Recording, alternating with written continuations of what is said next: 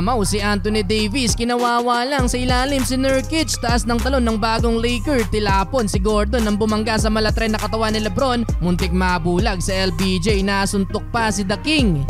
Isang mainit na laban sa preseason finale, Los Angeles Lakers versus Phoenix Suns. Finally mga bro, after almost 5 years of waiting, maghaharap na ulit ang dalawang superstar LeBron James versus Kevin Durant. Christmas Day pa ng 2018 nung huling beses silang nagkaharap at nasa Warriors pa noon etong si KD. Kumpleto ang starting 5 ng Lakers habang wala sa Phoenix etong si Devin Booker at Bradley Beal. Well, first quarter looking good agad si Anthony Davis mga bro, gandang pick and roll play with D'Lo, alley-oop dang sumabay pa si Nurkic. After nyan, butatan niya naman ang tira dito ng sentro ng Suns na nauwi sa fast break points ni LeBron James. Nagtangkang humarang dyan si Gordon mga bro, pero parang truck lang ang katawan ni LBJ sa kanya, talsik ang depensa ni Gordon. Napa-early timeout dyan ang Suns matapos ang 7-2 nating start ng Lakers. Another dunk para kay Anthony Davis, mula ulit yan sa assist ni D'Lo. Alas step naman dito si Reeves sa layo ng bitaw sa 3 points. Bilis ng ikot ng bola para sa Lakers, kaya naman libreng-libre dyan si Austin. Well, bukod sa ganda ng opensa, solid din ang defense ng LA. Walang easy basket sa ilalim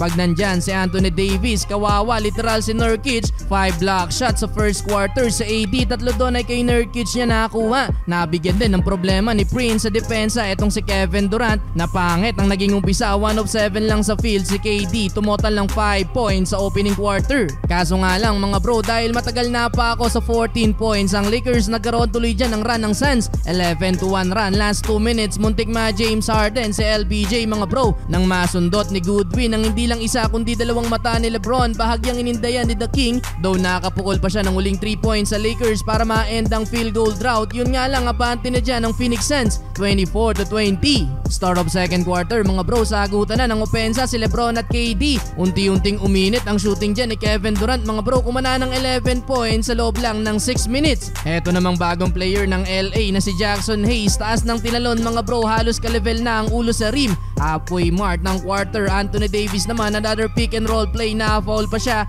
ni Josh Okogie. Palo sa 9 points ang lead ng Lakers. LeBron James pasok ang wing 3-pointer. Dalawa na sila ni AD na merong double figure at tumabol pa etong si Austin Reeves. Iwan ng bantay sa crossover move.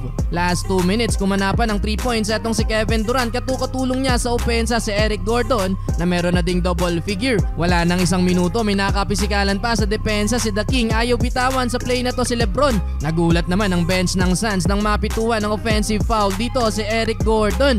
Pumahabol pa ng 4 points dyan si LeBron James, kaya naman nabante ng 4 points ang LA sa halftime, 58-54.